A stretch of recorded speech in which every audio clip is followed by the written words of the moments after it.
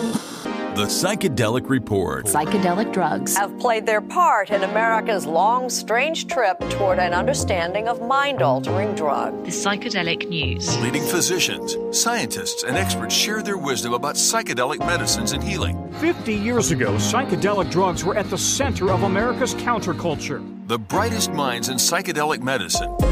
The Psychedelic Report. We use the ketamine-assisted psychotherapy model that happens to have psychedelic effects that were not predicted when the drug was first developed. From researchers to investors. I think the biggest mistake we've made as a culture is the war on drugs. To physicians to shamans and nonprofit pioneers. Psychedelic drugs. Recent research suggests some of them could have legitimate uses. The Psychedelic News brings you diverse perspectives from the front lines of this exciting movement. The Psychedelic Report. The Psychedelic Report was brought to you by Apollo Neuroscience and produced by Future Medicine Media. Welcome to the Psychedelic Report, your single source of truth for the psychedelic news. I'm your host, Dr. Dave Rabin. I'm a neuroscientist and psychiatrist trained in ketamine-assisted psychotherapy as well as MDMA-assisted therapy.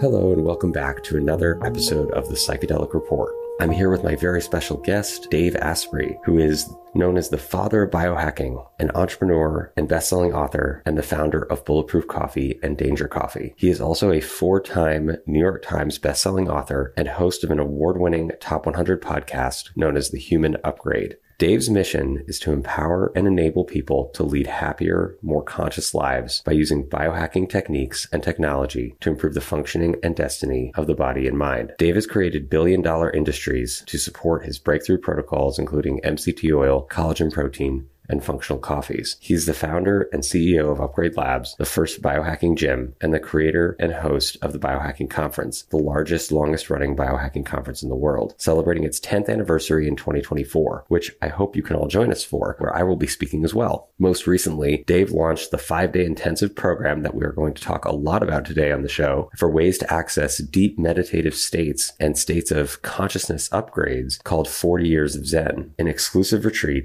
that combines neuroscience, nutrition, and neurofeedback practices. Working alongside world-renowned doctors and researchers, Dave continually pushes the boundaries of what's possible in the name of science and evolution, which is one of my favorite topics to cover, exploring our true human potential. Dave, thank you so much for joining us today. It's always such a pleasure to have you. Dave, I'm always happy to be here for you. And I love how people can't see this, but right before you started talking, you took about 10 seconds and you closed your eyes and took a breath and like reset your nervous system state. Like who does that? Only people who know what's going on. Yeah, I mean, and this is, part of the theme of the Psychedelic Report this spring, and a big focus of what we're trying to share with the community is, what modern neuroscience has to say about how to naturally enter altered states, right? And a lot of the work that you've done has been around neurofeedback, biohacking, and different ways that we can alter our state of consciousness, our perception. Breath is obviously a critically important piece of that, and a way to naturally restore a sense of control and centeredness to ourselves at any moment. And breath, of course, is an important part of neurofeedback. And breath work has, really, had this resurgence through the biohacking community.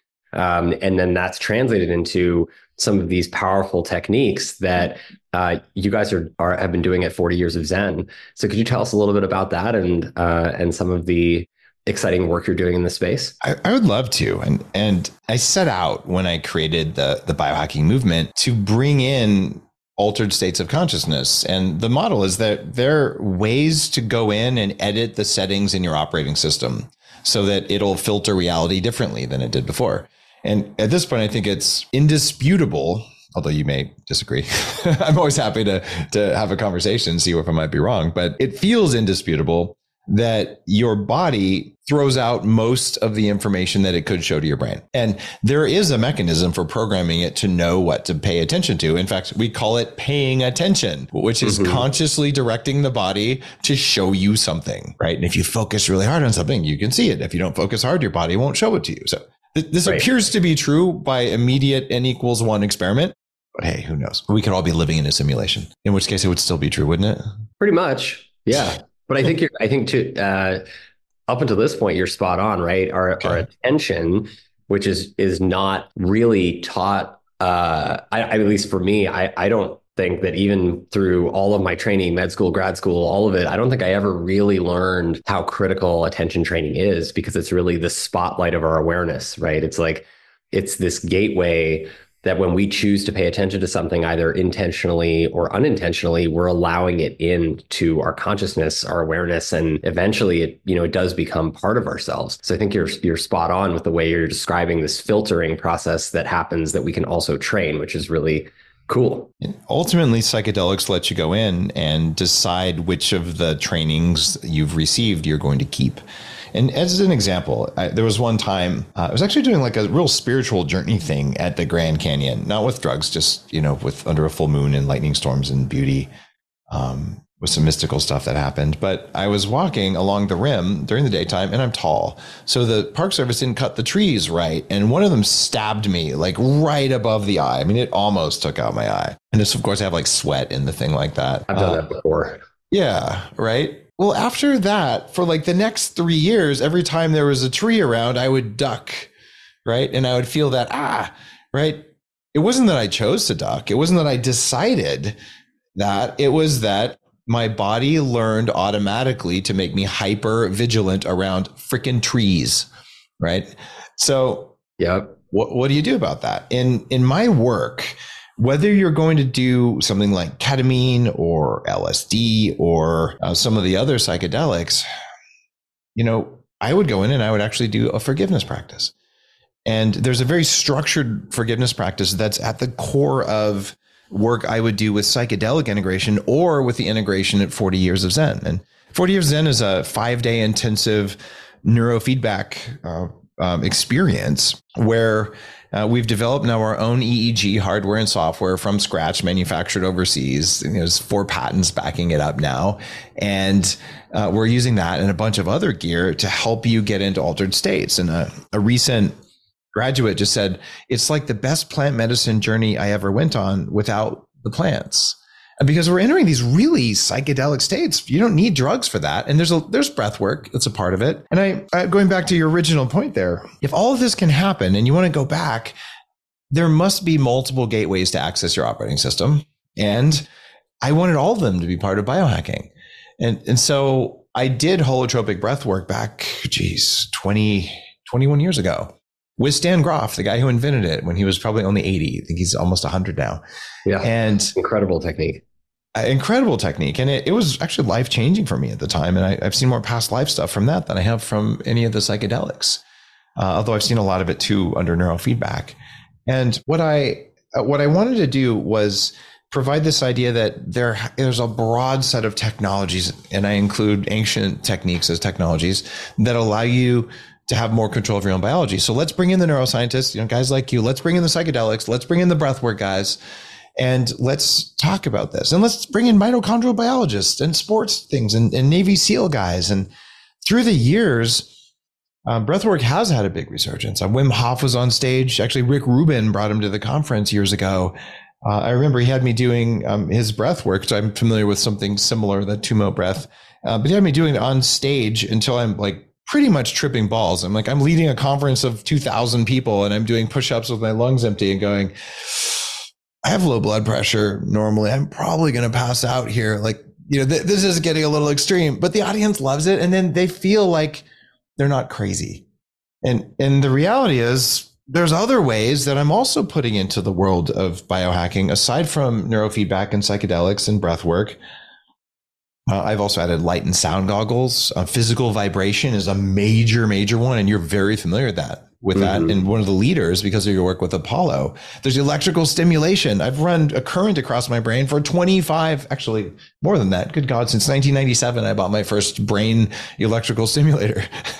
So it kind of works, right? And you can put that on your vagus nerve or just use a vibrational device like the Apollo. And the other one that's entering the world of biohacking, I'm intentionally bringing it in, that's a profound altered state of consciousness, is either tantra or conscious kink. These are states of ecstatic bliss. They're also mystical states.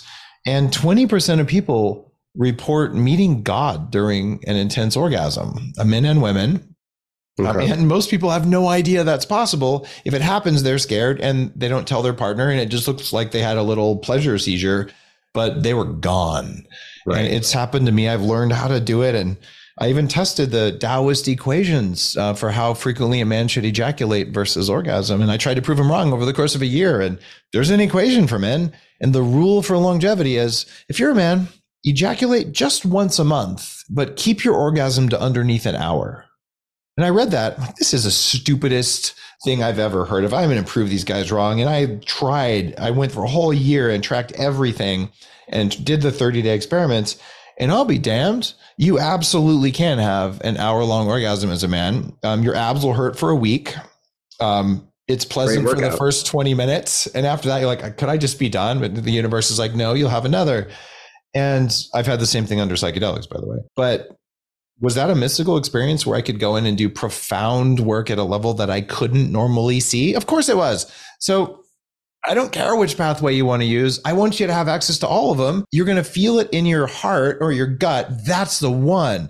And if you need a good hard spanking because you're doing conscious kink and that's your thing, I launched a program at my conference last year with a somatic therapist who does that. And if you need tantra training, do that. And if you need to take a heroic dose of mushrooms, do that.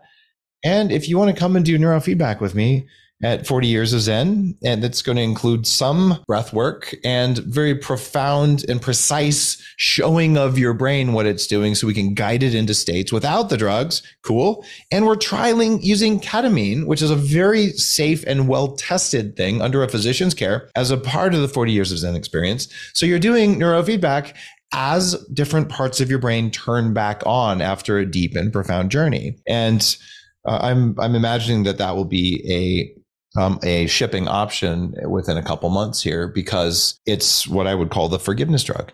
And David, can we talk about forgiveness? Actually, I called you David. You're Dave. Oh, it's okay. Either way. Can we talk about like the forgiveness process? Yeah, I would love to talk about that. And I think that, I love the way you're describing this as well. It's so fascinating. And some of the words you used are really interesting, right? Because we're talking about, in particular, this word filtering our consciousness, filtering our awareness, because the idea of a filter is that you can train it, right? You can increase the way that it filters different things so that stuff that you want to come into your awareness comes in more often, stuff that's useful to you, stuff that's true. And then an untrained filter lets everything in, right? And it doesn't necessarily know how to filter out what is good for us, what actually benefits us coming into our lives and our attention, and what doesn't. And psychedelic states are really interesting and a major topic of this show, because there's this common misconception in the world that to enter a psychedelic state, you require a psychedelic substance. And this is, couldn't be further from the truth. And I think we see this a lot from our modern studies of psychedelics and also looking at the ancient origins of that word, which was coined by Humphrey Osmond and Aldous Huxley in, I believe it was the 1950s, to mean mind revealing. Psyche meaning mind, delos meaning to show or to reveal. And one of the ways I like to describe this is that healing and transformation and growth is, there's many doors to this room, right? And one of those doors is psychedelic states, and we can access those states through meditation, mindfulness, yoga, soothing touch. We just released a show with Jaya around what you just were talking about, how to access psychedelic states of healing and bliss, and even access to a sense of divine connection through sexual intercourse and intimacy, and that you can practice these things. You can train yourself and your filter. And part of what I think is so fascinating about psychedelic medicine and neurofeedback in particular is that they both seem to be working in a similar way, which is that they're expanding awareness of the way that our brains work to process information and make meaning from things in the world and experiences. Meaning being, what happens when we have an experience, and how does that relate to our sense of self and the way we see the world, right? And then neurofeed. And so in psychedelic medicine, when we do guided psychedelic therapy, for example, with ketamine for our patients, it's a very like psychological cognitive exercise where people have to have the felt experience and then talk about it, figure out, learn how to put words to it and make it real and understandable for themselves, which is what we call the integration process. And then neurofeedback, which really comes out of this field of biofeedback, which is this training technique of learning how to master your breath with modern technology. Neurofeedback is how to master your brain and understand what parts of your brain, as you described earlier, are active when we're thinking about ourselves or the world in a certain way. And when we think or feel differently, how do those neural networks change? And how can we steer the ship a little bit better? And effectively, the way we see it is we're training the filter, right? You're learning, you're showing somebody, this is what your brain looks like when you're thinking and feeling this way, and this is what your brain looks like when you're thinking and feeling this way. What do you like better? And let's figure out how to teach you through the feedback process. How do you, train yourself for your filter to work the way you want to, so you can be in more of these desirable, joyful, blissful states more often? Is that similar to your experience, what you're seeing with your participants? It is similar. And I love it that you're talking with Jaya. Jaya was on the main stage at the biohacking conference. I remember. We're going to be speaking here in May, end of May, beginning of June in Dallas. Guys, go to biohackingconference.com and hear Dave and Dave, both of us on stage. It'll be a lot of fun. Jai was there a couple of years ago on stage, and it was such a juicy interview because we talk about these altered states and the fact that they're there, and that you can train yourself to be so attuned to your partner that you can actually feel your partner's orgasm in your own nervous system. When they experience orgasm, you experience an orgasm without any of the associated mess. So people saying, what? All this stuff, there's so many things, but how would you know it's possible if you haven't ever experienced it? It's outside of your knowingness. And when you take a psychedelic or do the breath work or do the neurofeedback or listen to drums or gaze at a candle or do all of these different practices, ecstatic dancing, whirling dervishes, all of them, they're all getting you into this group of states. They're different states, but they're in the same quadrant of the map. That allow you to do different things. And including intimacy is interesting because what I find is when someone's doing the 40 years of Zen reset process, this is a process where you start out and you say, all right, I know that I'm reactive to this thing. And I know that sucks energy and it's not something I want to do. So you go, what's the first time I ever felt like that? And you figure out what it is. And if you don't know, you just do your best because it'll come to you real quick. Right. And as soon as you start doing that, you run through this set of steps that we teach you. But the first thing, if you want to let go of that reactive pattern, is you have to find the originating trauma, or as close as you can. Like I said, it doesn't matter if it's the real originating trauma, you'll get there. So find the first time. Yeah, it could even be the first thing that comes to mind. Right? That's usually the originating trauma, but it doesn't have to be, right? So you could be like, I'm working on that time I was in a car accident, right? So okay, I'm going to work on that. And then you say, okay, I'm going to stop being reactive to that because every time I go to an intersection, I get tense. After you start that process of resetting that, you may realize, oh my God, there's that time I fell off my bike. And like your body thinks they're the same thing, right? So then let's do the bike. And once you fix the bike trauma, the car trauma is gone because once you fix the first one, it's like traveling in time. And like we're talking about, you can do this with or without psychedelics. Like they both work. And what you do is the first thing is you have to find something you're grateful for. And this is missing from most of the spiritual and almost all of the therapeutic stuff. Even EMDR doesn't have this step, and it drives me crazy. And it's like a core part of 40 years of Zen. It's if you want to forgive something, number one, forgiveness is not about telling the person that you forgive them or that what they did was okay. It just means you stop being reactive to it. Mm-hmm. And if you want to do that, you have to find something you're grateful for.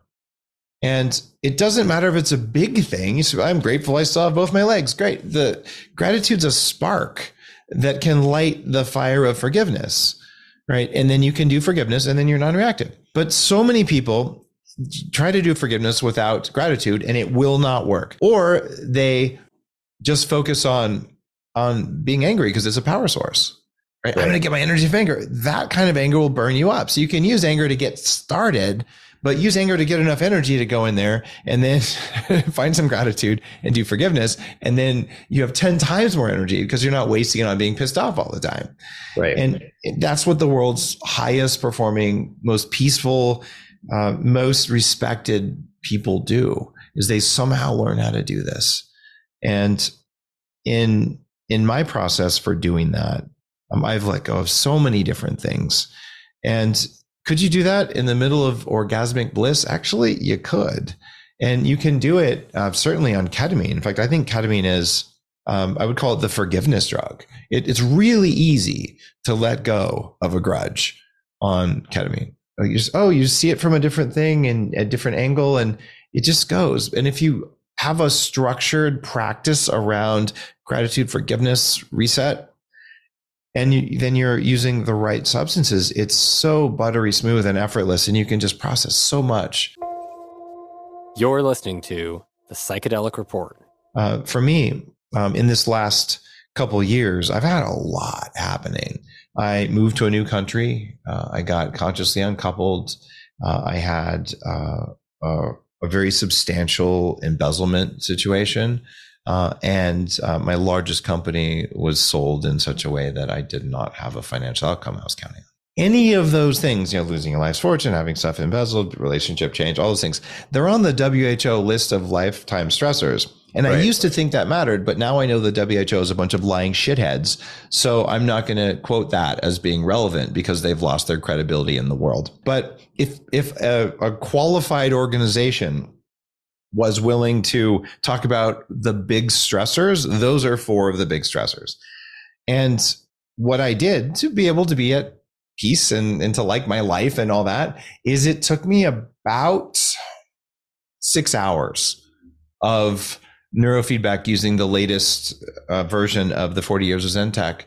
Well, in an hour, number one, I've spent 6 months of my life with electrodes on my head over the last 10 years building the program. So I am a trained forgiveness ninja, right? Like I know how to do it. Martial artist knows how to move. This is my thing. And that can grow compassion and things like that. So what I did is I sat down, I got to process the anger that I have about this relationship, the anger I have about this financial thing. And the magical thing about any of these techniques to change your filter, the number one thing that's likely to be holding anyone listening back is they see themselves as a victim.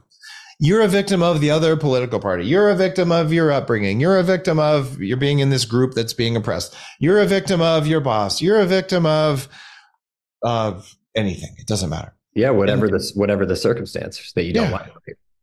And so seeing yourself as a victim has, and you've probably seen the study I'm going to reference here, is it makes you much, much more likely to judge each other on a much more rigorous set of principles. In other words, it makes you judgy. That person didn't do it perfectly, and it makes you far more likely to call for very harsh penalties. In other words, if you see yourself as a victim, it makes you a Karen. And this is just neuroscience. Like, am I wrong?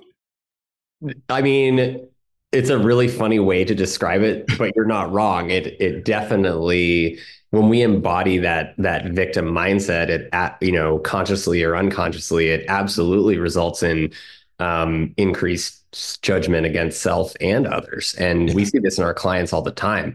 And they don't even necessarily realize how hard they're being on themselves. They think when they come to see us, they see it as, from the victim mindset, being surrounded by people who are just not doing it right around them, and they're at the whim, right? And when we start to reflect on that and help people understand that it's actually the self-judgment that's the source of a lot of the problems from the victim mindset, then people start to realize, oh, wait, I'm not just judging everybody else. I'm really judging myself. And that, as a result, I'm taking out that judgment on everybody else and being harder on them, which is not serving my goals. It's so well said, Dave. There's the self-critic. So what I teach people to do is hey, let's sit down. Let's do this reset process. So, let's say that, little Susie was mean to you in seventh grade and, she publicly shamed you and you're still afraid of women now and you're 30 years old. How many times does this happen? All the time. A lot. It's set a pattern, right? And once you run this whole forgiveness thing against little Susie, you're no longer triggered by her, but you're not done, because you got to turn it around and run the reset process against yourself for allowing that to happen to you, even though clearly you were in seventh grade. How could you have known? But until you're whatever age you are, you just, you missed out on all these opportunities to have healthy relationships, and you can be kind of pissed at yourself for that. So you forgive the other person, you forgive yourself. And sometimes you forgive, whatever little Susie did when she, threw a wad of paper at your head. You might have to forgive the paper. Why? Because your body is incredibly stupid. It's just very fast. So you do all that, and I like to do it under neurofeedback at 40 years of Zen, but you can do it under ketamine. You can do it in these other states. When it pops into your head, it's there as a gift for you to do the work. And you can do it under holotropic breathing. All of these states are available. I don't do a lot of forgiveness in like profound spiritual orgasmic states, to be perfectly honest. You can. Especially if it was around a trauma that involved intimacy. Right. But usually those are more generative shamanic states for me anyway. Yeah, that's a great point. And I love having these conversations with you, because I feel like every time we connect again, there's just so much evolution of thought that's happened. And it's like the conversation just picks up where the last one left off. And we always have fun. Where are you based now, Dave? You move around a lot. I'm basically in the same spots. We're between San Francisco and New York, and our company's based in Pittsburgh.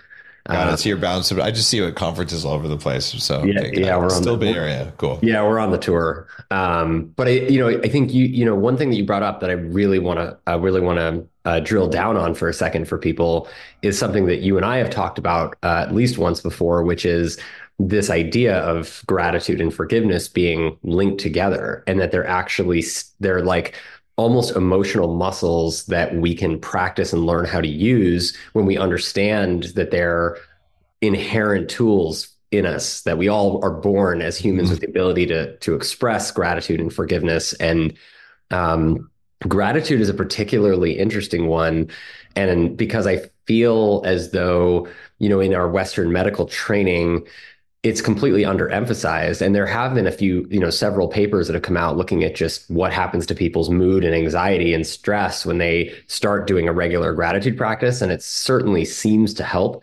But I think we see it more on a population-wide culture basis. We see it in indigenous communities, in spiritual practices. And one of my favorites is the Shipibo practice, which is one of the Peruvian Amazonian cultures that has been doing traditional ayahuasca ceremony for probably thousands of years. And they're one of the oldest medicinal shamanic cultures.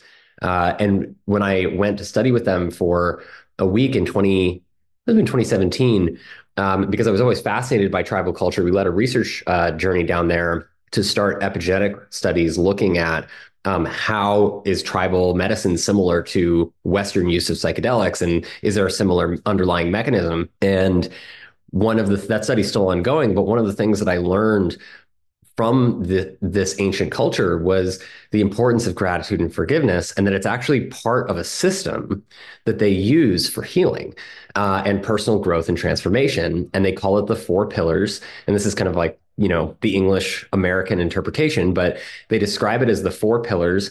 And, from a psychological perspective, I kind of describe it to my patients. It's become a core part of my practice, which is the 4 pillars of rebuilding trust in ourselves. Wow. Because when we've had trauma that is unresolved, it's unprocessed, or we experienced a significant challenge in our lives, but we weren't supported afterwards, which can in and of itself be a trauma, or we were blamed for something that happened to us by our peers or role models when we were young. And, that basically builds up a sense of distrust in ourselves, which is, to some extent, whether we realize it or not, it's this thought process of how could I have let this happen to me? Right. And if I could have let this happen to me, can I trust myself to not let it happen again? Can I trust myself to learn from the lessons and keep myself safe moving forward? and still expose myself to new experiences? Can I trust myself to experience the unexperienced, right? Which is really in large part the goal of life. And the four pillars really highlight in a traditional spiritual sense exactly what you said just a few minutes ago, which is what we now use in our clinical psychiatry practice with and without ketamine therapy, which is gratitude comes first, self-gratitude in particular, which is just trying to spend time practicing rather than judging ourselves all the time and amplifying the self-critic. Try to practice finding things about us that we can be grateful for. And that's step one. It's just find as many things as you can in every moment or day to be grateful for, like your breath, the fact that you were able to get up and out of bed this morning and get on with your day, the fact that you feel rested, the fact that you have food that you can eat, that you know how to prepare for yourself, that tastes good and is nutritious. Any of these little things are opportunities for gratitude. The warm feeling of sun on your face, right? When you get up and go outside in the morning. I mean, all of these things start strengthening that gratitude muscle. And that gives us the self-awareness and the foundation of then being able to invite the practice of forgiveness into our lives. And that forgiveness is, as you describe, it's like this ultimate act of letting go these things that we've held on to that make us resentful, mad, angry, and allowing ourselves to step away from the shame, right? And to be grateful for what lessons we might have learned from that. And then the step up from forgiveness that you also mentioned is self-compassion, right? Mm-hmm. And then self-compassion, once we learn to forgive ourselves, we can learn to forgive ourselves in advance, which is almost like what compassion is. It's the idea that we know we're going to make mistakes. We're human. We all make mistakes. It's just part of life. So we shouldn't not take risks and not judge ourselves all the time because we know we're going to make mistakes and be afraid of failure. We should learn to be patient with the process of being human. And then all of that culminates into this beautiful thing that the Shipibo people call self-love, right? And it's just this really nice system for elegantly helping people down their spiritual process of rebuilding trust, repairing trust in ourselves, and retraining this idea of the victim mindset where we start to realize, hey, maybe this isn't serving me, right? Maybe this way that I was taught to think about myself isn't actually consistent with the way I really am. And you can learn that through ecstatic states in intimacy, in dreams, in ketamine experiences. Ketamine, as you said, is a really interesting way to access these states. And neurofeedback also can train us to learn how to access these states and process them. And so you mentioned this. I would love to dive more into forgiveness. And I think, you mentioned this idea of combining ketamine with neurofeedback, which I've never heard about before, but I think is really fascinating. So I'd love to hear more about that as well. We're pioneering this at 40 Years of Zen, and I haven't found any meaningful literature other than, here's what happens at the hospital when they use ketamine to put you under, like, here's the brain states. I'm not interested in that. And none of the stuff that we do at 40 Years of Zen is medical. Like, we design our own consciousness-oriented neurofeedback equipment that does not diagnose, treat, or cure anything. And we bring in a doctor who administers the ketamine on their own, on their own medical license and their own thing. So just to be really clear, 40 Years Zen is not a ketamine provider.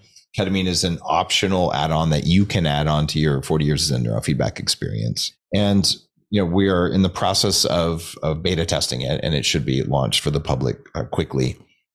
And the reason I'm doing it is, once people know how to drive their brain using the 40 Years of Zen gear, you can go places. And when I first started this, it's kind of like driving an old car or a truck. You push it in that direction and it drifts over and it's kind of sloppy. And the new stuff, it's like driving a sports car. It's very tight. You're like, oh, look, I did that one thing and quickly my brain changed and I can feel my change of state. So still, we're always struggling with something I'm writing about in my newest book that hasn't come out yet. I'm still in the writing process, but everyone wants to train their intuition and creativity, and they want to train their reactivity, so they're less reactive and more intuitive. And what I'm finding is that especially there's a difference between men and women, but intuition is the fastest signal that comes through. It's the first one. And then the second one can be a built-in reactivity from trauma. And the third one is ego, which is a conscious resetting. So the timing is really important when these signals come in. So you're sitting there and you're trying to drive your brain into a new state, and you're getting into this beautiful intuition thing, and your brain is drawing pictures of things you haven't thought of. You're like, this is amazing. And then you touch on something that might be a little bit of a trigger for you, and then that overcomes the intuition thing, and then you don't see the intuition anymore. Yeah. And then you think about it and say, that's dumb. And you don't even see the emotion anymore. Right. So it's a matter of unpacking these things. And once you learn the sounds that are associated with this, it's like inside your brain, there's these knobs and dials and gauges that show you your states, but none of them are labeled. So you don't even see them because they're useless data. It's all just static and a bunch of noise. Like if you sat down in an airplane, like a commercial cockpit, there's 5,000 switches in there. You don't need them do, and it's just a bunch of chaos. But if you learn how to fly, you would know, I got to flip these three. That one matters. That one I can ignore unless it's blinking, right? Well, right. Your brain has the same thing, and we're just showing you the instrumentation at 40 years of Zen. Once you have that, then you go into your ketamine experience with the doctor. You're listening to The Psychedelic Report. And you're hooked up. What happens that's really, really interesting there is as your body comes back online after a deep and hopefully powerful ketamine journey, where you may have some insights and things like that, parts of your brain are awake and parts aren't, but they're still fully instrumented and you're getting the feedback. So these are presenting some really powerful opportunities for creating states that might take even more than 5 days. We typically find 5 days of 40 years of Zen. That's a standard program that gives people the brain states that would take, 30, 40 years of daily meditation practice. This is real. Like you can see that, right. Wow, look at that. Your brain waves are different.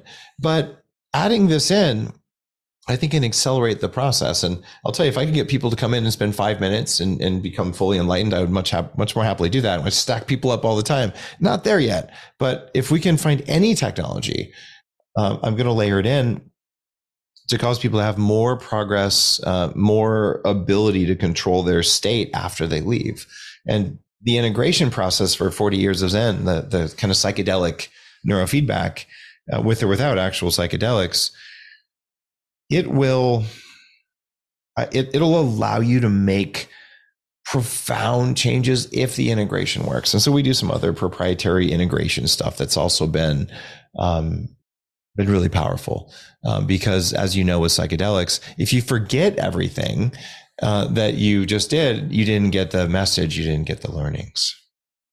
Yeah, absolutely right. And I think, just from the way that I hear you talking about how ketamine can be amplifying to neurofeedback experiences, it reminds me of what our clients benefit, why our clients benefit so much from it in our therapy sessions, because what ketamine has this way of doing, which it does in about 60 to 90 minutes. And for those who have not heard our prior specials on ketamine therapy and are new to this, it's the only legal psychedelic medicine, and it's almost entirely synthetic.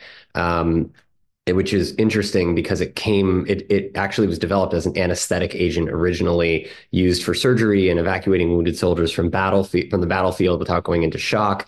And it has many uses. And it's a very safe anesthetic. And interestingly, when used at low doses that are just at the threshold of psychedelic state, people can have these potent antidepressant effects, potent anti-suicidal effects, and can have these really powerful opportunities to retrain their brain. And effectively the description that I get most commonly from these experiences is that my mind quieted and I was able to have this opportunity to just non-judgmentally observe myself. Right. And I think when you're thinking about neurofeedback, in a lot of ways, we're training people to enter that quiet mind state so that they can understand when they're judging themselves and when they're not, and when they're expressing gratitude and when they're not, and what that looks like. And in a lot of ways, it's the cognitive retraining of showing people, hey, this is what it looks like under the hood when you're actually having this experience, and then let's teach you how to get there more often. Let's teach you how to access this powerful state of being that we in therapy call observer mind, which we train for, a decade to learn how to do with our patients. But it's really actually quite challenging to do and master for yourself. Like you said, it can take 20, 30, 40 years of mindful practice to learn how to truly be a non-judgmental observer of oneself. And yet tools like ketamine and neurofeedback can rapidly accelerate that process, which is so interesting. It's awesome that you're talking about ketamine. I feel like we've had this over the last 10 or 12 years, this idea that we weren't allowed to have cannabis in high school. Now that it's legal, let's go crazy. I don't think it's a great psychedelic or a particularly good drug for your brain for most people, although there are some people where it's profound. And it was almost because it was illegal, there's this crazy amount of demand, and now it's passed and we have an oversupply. And it turns out, cannabis isn't going to be larger than the petroleum industry or anything like that. And with the, I'm going to say illegal, at least so far, psychedelics like psilocybin and MDMA, and I've had Rick Doblin, I think 8 years ago on my show going, let's do MDMA for therapy. I've seen profound effects for people. There's going to be a large number of people as they become legal saying, I have to go do it. It's the latest thing. I'll just tell you, 60 years of ketamine experience in emergency rooms, hospitals, and clinics all over the world. It is the safest profile of all of them because we know the most about it. And it works very well for therapeutic interventions. And you can do it right now, to the point there are companies letting you do it at home. I'm not sure that I'd want to do that, but wow, like why would we not use this if the goal was to provide the greatest good for people with the lowest level of risk and to do the other stuff? I think MDMA is amazing. It leaves you like hungover the next day for most people. And, it's not a great party drug. I don't think used a lot. It's going to probably change your receptors, but it can be a beautiful experience once a quarter. Right. How often can people use ketamine in your experience? Well, in the clinical practice, and the studies, we see the people who have treatment-resistant depression. So this is in the FDA trials. We've seen people with treatment-resistant depression using ketamine 2 to 3 times a week for 2 to 3 weeks. And that is enough to get them from a state of completely treatment refractory resistant depression, so depression that hasn't gotten better by trying most things, to no longer depressed and feeling pretty good. In many cases, no longer meeting diagnostic criteria for depression. And the therapy that we combine with the ketamine amplifies that.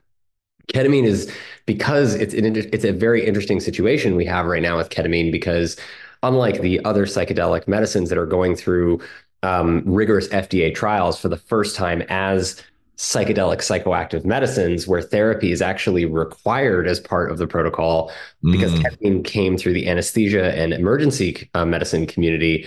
It was actually used by anesthesiologists and emergency medicine docs before it was used by psychiatrists. And so there is no therapy required technically for ketamine, but it still has some benefit even when administered without therapy. And those benefits can include everything from reducing suicidal ideation and suicidal thoughts, even with just one dose, to helping people who have had chronic depression feel pretty good for a couple weeks after just 1 or 2 or 3 doses. And, to contrast that to what the antidepressants we currently use and prescribe commonly, like Prozac, Zoloft, of the SRI family, that takes 4 to 8 weeks to start working. And they have side effects that are very real, like numbing. Sometimes they increase anxiety for the first 4 weeks. Sometimes they increase suicidal ideation in young people and suicidal thoughts. Sometimes they decrease the ability to access orgasm and climax during sex, right? Which is a primary point of joy for many people who are depressed. And now we're actually giving them a stabilization medicine like Prozac or Zoloft that could take that away. And so I think this really challenges, what's happening with ketamine is really challenging the paradigm, and other psychedelics it's challenging the paradigm of the way we currently treat mental illness, because it makes you think that perhaps we don't need to be taking medicine every single day or multiple medicines every single day to treat our mental illness, only to know that as soon as we stop taking those medicines, we're likely to relapse, which is what the studies show. That perhaps there's another approach, which is if I can help you through these incredibly powerful mind quieting experiences of non-judgmental self-observation and acceptance, and you can witness your own thought process, then perhaps I can, as the spiritualists say, I can not enlighten you, but illuminate you to the idea, right? To wake you up out of your sleep to the idea that there's more to this process that you can take on yourself and that you can actually learn to heal yourself again, because the healing comes from us. And I always thought that was just such a beautiful thing that we're learning from the psychedelic movement. It is a beautiful thing, Dave. And I try to explain this to people who've never done psychedelics or even breath work or any of the other technologies. Number one, you don't have to do a psychedelic to access these states. There's classes you can take on just like basic breath work or basic sex techniques that you probably didn't learn, however you learned that stuff. By the way, you probably learned it in high school with, the back of a car or whatever the heck. It probably wasn't like someone who's telling you, here's what this does, here's what this does. And most of the time we don't even have that. Right. Unless, you're very fortunate and you've either, had a lover or a teacher or both. Who teach you that, and I am fortunate that way, and it sounds like you are as well. So these are spiritual practices, and we've both gone down to Peru. I went down in 1999 and said I want to try ayahuasca, and they looked at me and they said, "You're white," and I said, "Yeah, I know." They said, "It's for locals. You'll throw up. You won't like it." I said, "No, I've done my research. I'm familiar. I'm here." So a couple of days later, the guy shows up, and from the Shipibo people, and I did the ceremonial stuff, and I kind of feel a little bit bad about adding it into the biohacking pantheon of options, kind of early in creating the biohacking movement, because it's the most powerful, but it's also the most dangerous, other than maybe ibogaine, and certainly datura are like, you just shouldn't use datura unless you're like a really crazy psychonaut. So I wish I had just talked more about like MDMA and psilocybin, because those are much less spiritually dangerous, I think, than ayahuasca. And I always kind of cringe when I see like Aubrey Marcus, I've done 87 ceremonies. Like, when are you going to notice it's not working very well? Because if you have to do 87 ceremonies and you're not living in the jungle in shamanic training, you might be relying on it for something that isn't what you think it is. And you might be leading people down a path unknowingly. I'm sure the intentions there are good, but it doesn't matter what the intentions are. All I care about is actions. So I actually encourage people to look at that as the final thing. If you haven't got there from the other much safer ones, and ketamine is by far the safest that's going to take you on a real journey. Cannabis, it won't take you on much of a journey unless you eat a lot of it, but it's just not a very beneficial journey. It's a little salvia too. Yeah, salvia, which is legal, it doesn't do that much. It seems like it's kind of a fake overlay for me. I don't think it's a healing restorative thing. What do you think?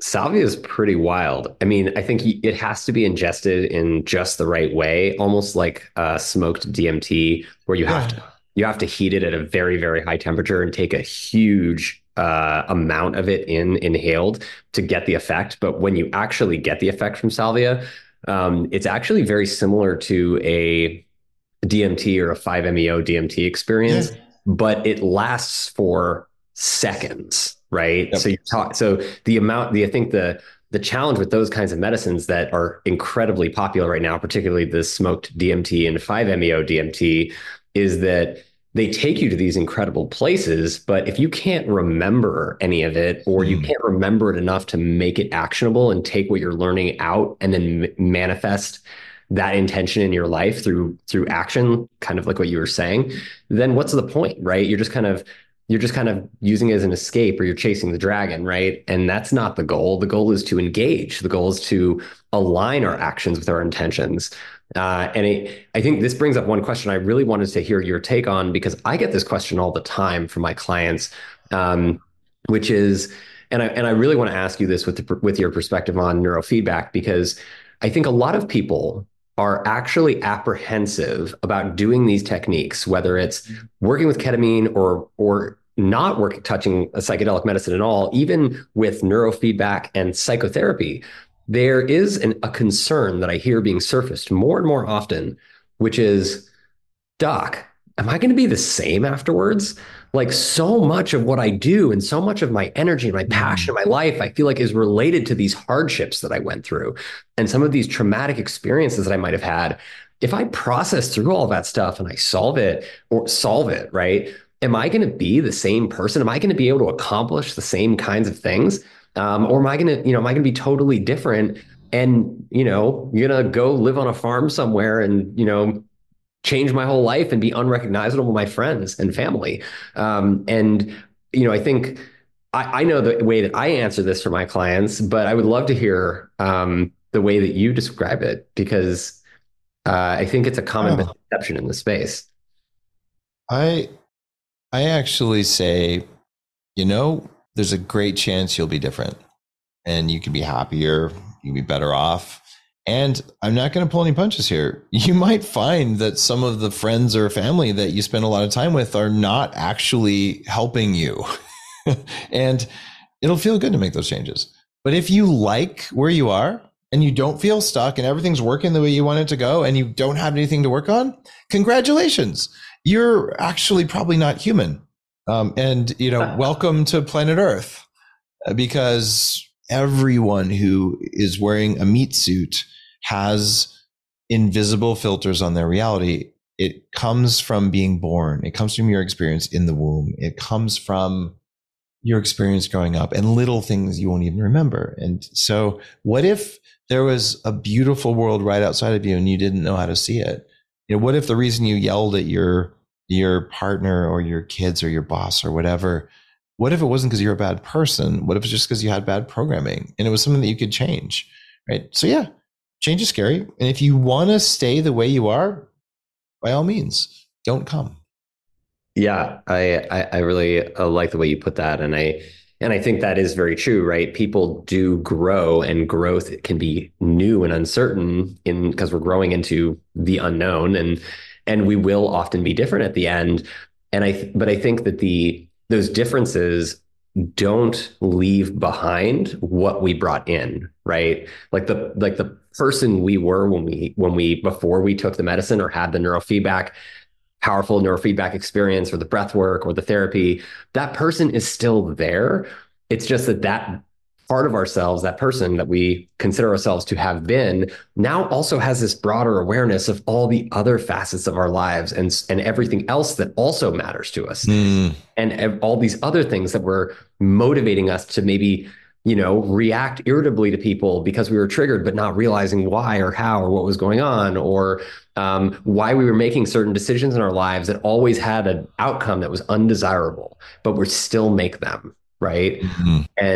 And that impacts everything from our sleep to our relationships to our ability to achieve our goals at work and with our families and what we define as success in our lives. And so I think, it's a really interesting question, because people know that there's going to be something different that happens and something different about them. And yet they also are concerned that they're going to lose something in the process, which I think is not what's happening, right? It's more of a growth expansion mindset that we're creating in, rather than I'm leaving this person behind to become new Dave now, I think I just tell people you are going to lose something. You're going to lose a lot of pain and suffering. And it's just a part of life. You can reduce it. And if you identify with that and you think your suffering is good for you, then you should keep doing it.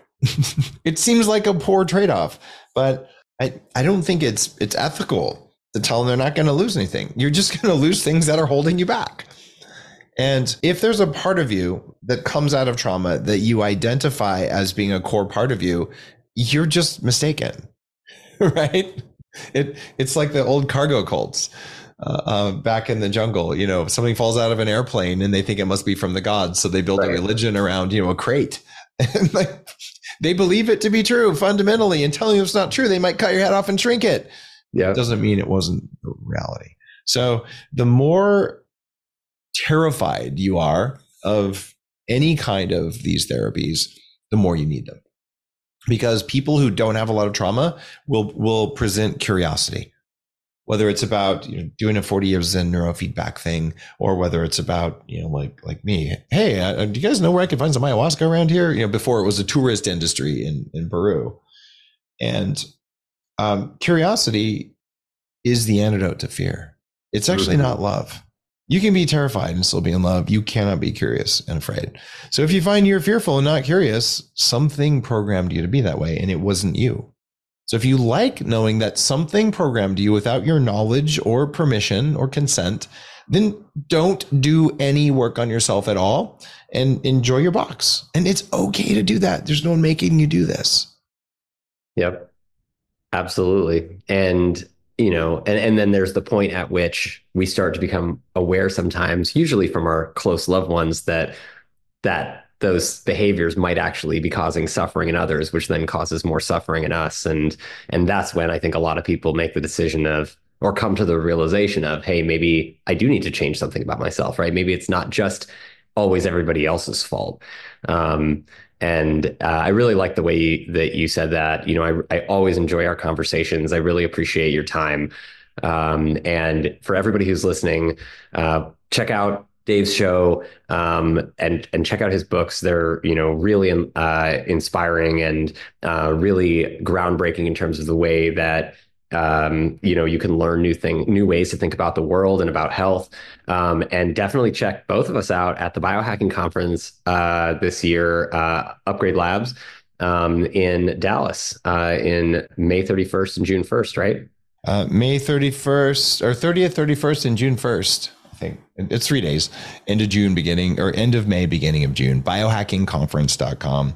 And we'll be there. Maybe we'll get to even have dinner. It's always tough when, I'm running the event, but it's always such a pleasure to hang out, Dave, and talk about, consciousness, and just be curious and ask the questions like, what would happen if you put an Apollo on this part of the body?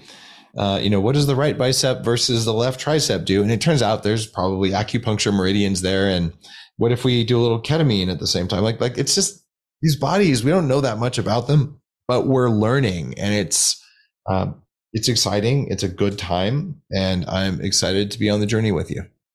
Likewise. And curiosity is one of our best characteristics as human beings, and it's an incredibly healing and important process for growth. And what could be more exciting about life in terms of the meaning of life than learning how to discover ourselves and what we're capable of in this lifetime, right?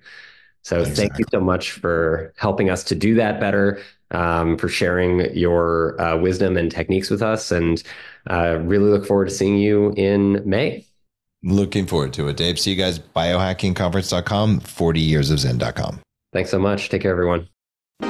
Thanks for listening to The Psychedelic Report. Visit us at thepsychedelicreport.com. This show is recorded weekly on Clubhouse with a live audience. The Psychedelic Report was brought to you by Apollo Neuroscience and produced by Future Medicine Media. While I am a doctor, I'm not your doctor. So please don't take anything you hear on the Psychedelic Report as personal medical advice, because we don't know you. If you have questions about anything you hear on this show, please consult with your doctor.